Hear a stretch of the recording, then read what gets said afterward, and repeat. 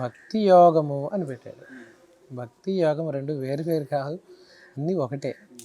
మరి ఒకటైనా ఇన్ని రకాలుగా కనిపిస్తున్నాయి చెప్తున్నారు కదా అంటే, మా గురుదేవులు చక్కటి ఉదాహరణ ఒకటి చెప్పారు. గంగా నది ప్రవహిస్తోంది. ఆ ప్రవాహం అందరం ఒకే రేవులో దిగి స్నానం చేయలేము, నీళ్లు తాగలేం. ఎవరికి అందుబాటులో ఉన్న రేవులో వాళ్ళు దిగుతారు.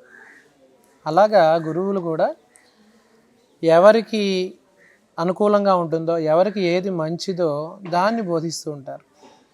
ఆ బోధించే దాంట్లో ఒక్కొక్కసారి ఏమవుతుంది, ఇది ఒకటే సత్యము అని చెబుతారు ప్రారంభంలో. ఇప్పుడు మనకి చిన్న తరగతుల్లో ఉందనుకోండి, కొన్ని చెప్తారు, తర్వాత పై తరగతులకు వెళ్ళే కొద్దీ చెప్పినవన్నీ నిజం కాదురా అబ్బాయి అని చెప్తూ ఉంటారు. అలాగే ఇవన్నీ వేరు వేరు రేవులు. యోగ సంప్రదాయం కావచ్చు, భక్తి కావచ్చు, పారాయణలు కావచ్చు.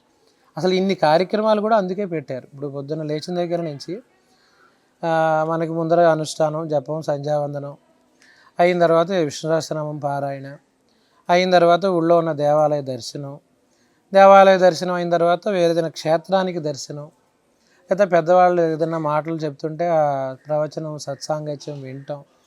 ఇన్ని రేవులలో ఎక్కడో ఆ మనసులో ఇది నాటుకుంటుంది. అప్పుడు వాళ్ళలో ఉన్న ఆ సహజత్వం బయటకు వస్తుంది.